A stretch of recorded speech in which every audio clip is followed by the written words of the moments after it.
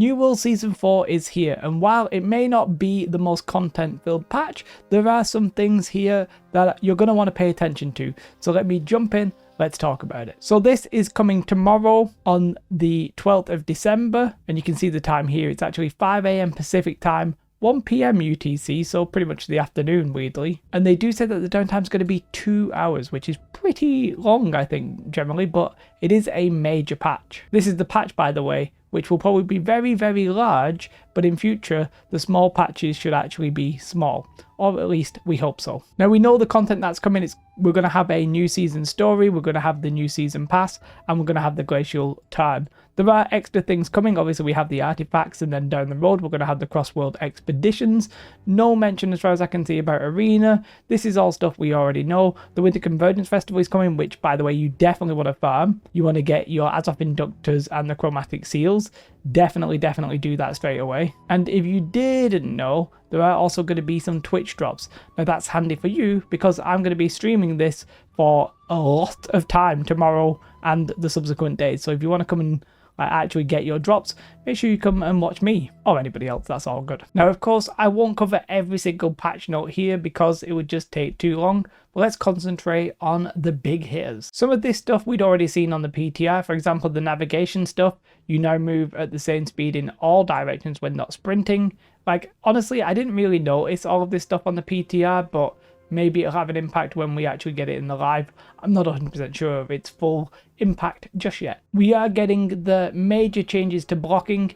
Basically, blocking is just getting buffed. Some weapons are having the blocking improved and some lowered, but that's to sort of like bring them all in line. And if you get block broken, it's going to be half the time. Basically, it's not going to take you as long. It's going to be a lot quicker to get out of that, so that will feel less annoying when you do get block broken. So yeah, blocking in general is getting buffed. They're also making actually attacking a little bit better. This top one is one that has plagued me forever. If you have a sheathed weapon and you try to block or aim with the bow or musket, it doesn't do anything, because it's like, oh, you got to unsheath your weapon, and it just felt really weird. So now if you have your weapon sheathed and you want to like block to like, you know, get it out and start doing stuff, then that will work, which I do like. They're also making heavy attacks that are like repeated feel a little bit better and a bit more consistent. So when I was just sort of trolling a little bit, doing some heavy Serenity hits, then this was like a massive pain in my backside. Sometimes you would like have to time it exactly right to get the next attack, and if you were a little bit too early, you just would stand there thinking you're trying to do a heavy because you can't see your character, but you actually just stood there wielding your big sword but not actually doing anything with it. All in all, very interesting. We'll see how this actually plays out. This is very important. PvP potions are back to being normal. So this is your normal potions, but if you use them in PvP, they were nerfed. No, they're not. Yeah, good. Oh, this one I don't think was in the PTR. They've now added a 15-second cooldown to the focus potions. So this is because, I can't remember the exact perk, but on one of the jewelry items, you had, I can't remember the name of it, but basically every time you took a potion, you would get Fortify, I think. I never really did it because it just felt like cheese, but now they've added a cooldown to stop that, which I think makes sense. Again, we sort of already knew this one, but they've actually changed the artifacts, the Inferno and the Life Taker Void Gauntlet to not be Strike, and instead will be, you know, Fire or Void, making them a little bit more useful. And another big change to an artifact here is that the Ankh artifact will now also decrease life stealing, which is pretty huge. They say it gives bigger trade-off and creates additional differences between it and the Blood Drinker ring. I guess it sort of makes sense in that sense, but you know, probably a nerf it didn't really need. Blood Drinker is just having a 5% to all life stealing, which again, a lot of this stuff is on the PTR, so I'll try and be brief, but yeah, these are important. And then this is one that they said they would do in the video, so it's no surprise. But basically they've changed Korya's knee guards to be against damage against all range damage. It was initially just going to be physical, but now it will be elemental. And because of that, it's going from 33% to 20%. That's going to make these quite strong. I actually think we're going to see these quite a bit, especially if you're an Outpost Rush player and you actually want to play melee. These are assuredly something you're going to want. So this is very important. I don't know where we get them right now. Obviously, when we find out, I'll post and let you know. The changes to the gems are pretty much staying the same. The ones where it's like, you know, the requirements and the damage output is basically all staying the same, but the conversions have now been confirmed that they're going to scale a little bit less than what they initially intended. This might make it so it's not even worth doing, or you might see some strong builds. I'm not that competitive, I don't really know. We'll see it when we see it. Mostly some fixes to some weapons. I'm not seeing anything crazy here. I don't really understand the live stuff, so I'm not going to comment on it, but yeah, nothing seemingly very crazy with the changes to weapons. No massive buffs or nerfs or anything like that. The balance in the game sort of okay-ish, but they're not making any sweeping changes, so they obviously think it's better than, you know, I think most of the community, but yeah, it's alright. Now we get on to some of the juicier stuff. So based on player feedback, players can now craft these new caches at the Gypsum Kiln, which will cost 20 Gypsum Orbs and grant the player 1,500 gold and 250 dark matter upon opening. One cache can be crafted per week, but the caches are bound on pickup. Now, it's not a lot of gold, 1,500 per week, but it's better than nothing. A lot of you will have these Gypsum Orbs just sitting around, and I suspect this will be able to get rid of them. Now, I would have maybe preferred having it being able to be done like twice a week with 1,000 gold each and maybe 100 dark matter or something like that, but you know, whatever, this seems reasonable. I'm guessing in the future, if they still see issues with the economy, then they might be able to just buff this gold. It basically rewards everybody for playing the game and doing a variety of content. So I think conceptually, this reward here makes sense. And it's de facto time gated in a way. You can only get so much gypsum in a day, and then you can only craft one of these per week. So this is definitely something they can tweak. And I think this is basically them admitting that there is an issue with gold generation on the lower end, and dark matter on the lower end. For dark matter, by the way, again, going back to the Winter Convergence Festival, they've added the fact that you'll be able to get dark matter from that, so you're going to want to do that daily as well, just for dark matter. This one we already knew, they're changing the Azov cap to 2,500. If you get to the PvP track 200, then you are more likely to get the artifacts now, which is probably a good change. I believe a lot of people were getting to 200 and then just never seeing the artifacts. And to be fair, this is good news for me because I want all the artifacts and I am actually now PvP track 200. So yikes, I hope that works. Apparently all items that are supposedly upgradable will now be upgradable, and they've actually added all the Elysian Wild named items to the Gypsum Kiln, so cool, nice. Now this is a little bit different than what I expected, but Adamant and Ardent Crystals are now going to be in the crates, the boxes that you can open in the world, the chests, and they're only going to be found in certain zones. So for Adamant, you're going to want to do Elysian Wilds, Everfall, Great Cleave, Reek, Water, and Brimstone. That basically means the chest runs, I think the chest runs in Elysian Wilds and Brimstone will have it, which is good. And then for Hardened Crystal, it's Cutlass Keys, Weaver's Fen, Shattered Mountain, and Restless Shore. Now, if I'm honest, this one perhaps a little bit less likely to be found. The only one that I think that's generally maybe getting consistently run is Shattered Mountains in Mirgard, so we'll see if the price of that one really changes. Adamant, I think, is definitely going to drop. It might go up briefly and then down sharply, but we'll see. If you're wondering where you get Endless Thirst and the Tumbler Feet Wraps, well, we already knew, but just in case you don't know, you get the Tumbler Feet Wraps from Outpost Rush caches, and you get Endless Thirst from Savage Divide. And M1, M2, or M3, doesn't really matter. Now, I'm not sure this is in here, but the percentages for the artifacts have changed, by the way. It's now 20% from any open world drop or mutation, so they should be a little bit easier to get as well. The Outpost Rush caches, obviously I actually don't know the percentage on that one. By the way, you can't have more than one, that's not possible. It's for if you have a character that just missed out. There are some big changes to how you're going to get XP and salt for PvP, and the TLDR is that Outpost Rush is just being massively buffed, right? You can now get 5,500 XP and you can get 4,000 Azov salt, and the arena's getting nerfed as well. You will get a little bit of buff to dark matter, but in general, OPR buffed, arena nerfed. The arena nerf's a little bit sad because one, I think that's my favorite mode, and two,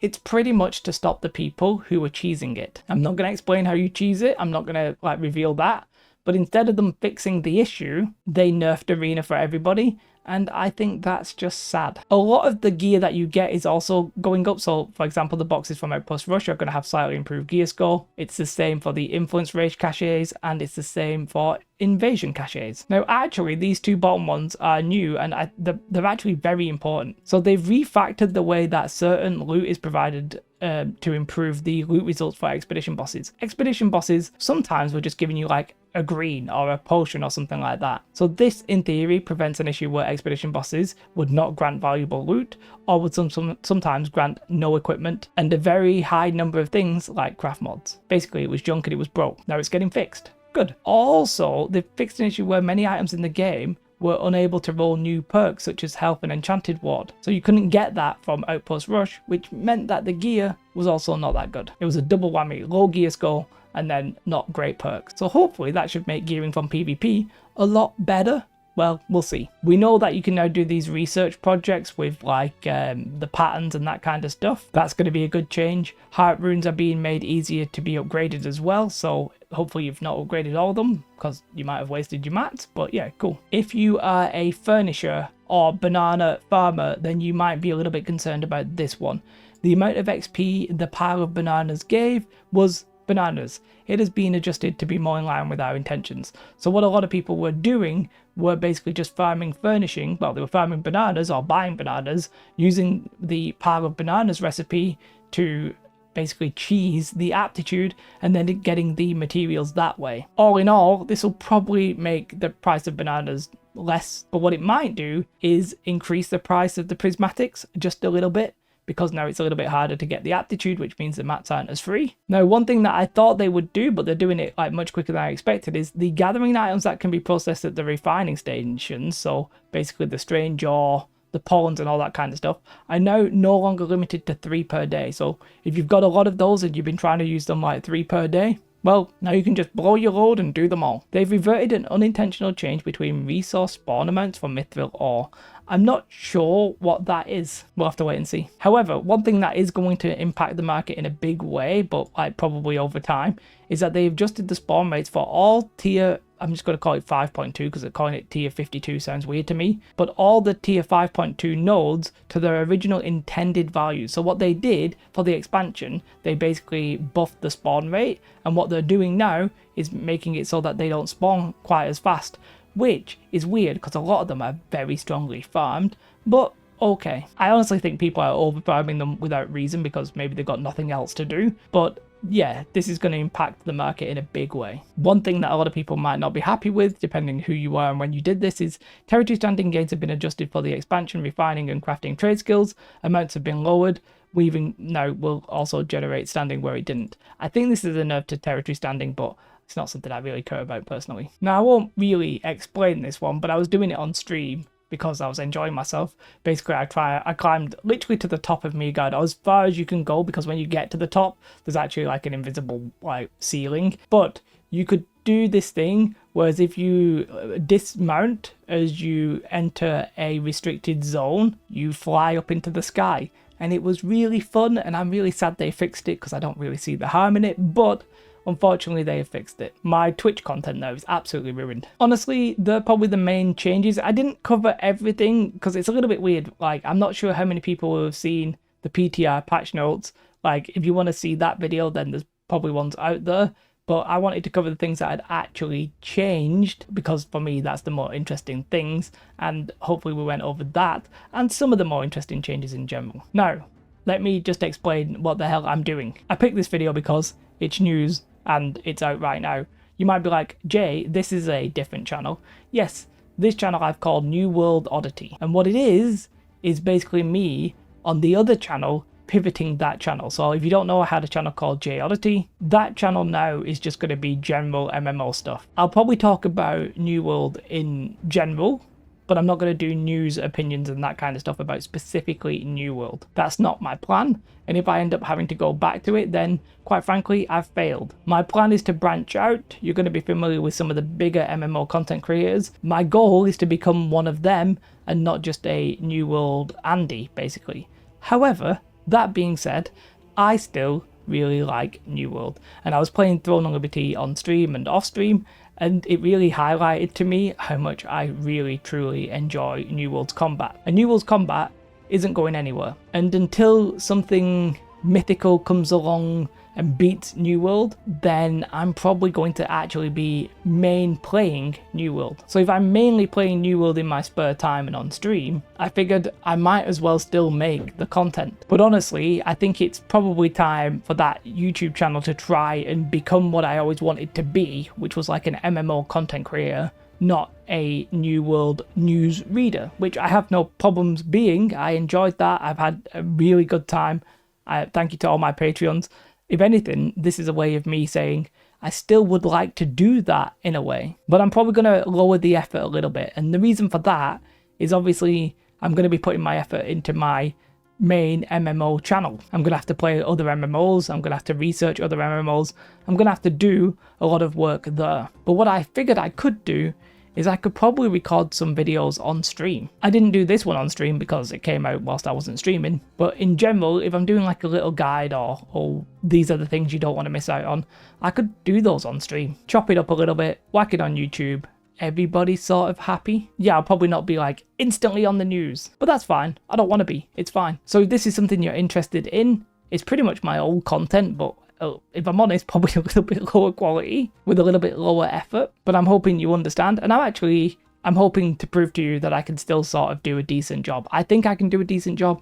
I think I can get, you know, information to you that other people aren't giving to you. So, you know, hopefully you'll stick around and you'll subscribe to this channel, and hopefully you won't unsubscribe from my big MMO channel, which I'm hoping to make a big MMO channel. Quite simply, if that fails, I'll be back at a normal job doing normal job things. This is my gamble. This is my time to really, you know, see what I can achieve. And if I can't do it, I can't do it. But even if I can't do it, probably still end up playing New World. Videos, by the way, this specific video where you do an update of patch notes for a thing that we've mostly seen are literally one of the hardest videos I make, because I never know if I should show everything. Should I just show the key new things? It's very confusing. I did it like this. Hopefully it was okay. What you should definitely do though is have a most beautiful day. Big shout out to my Patreons, and if you want to come and like actually get your Twitch drops, then, you know, straight me, that's the, you know, all the good stuff, not even making any sense with words.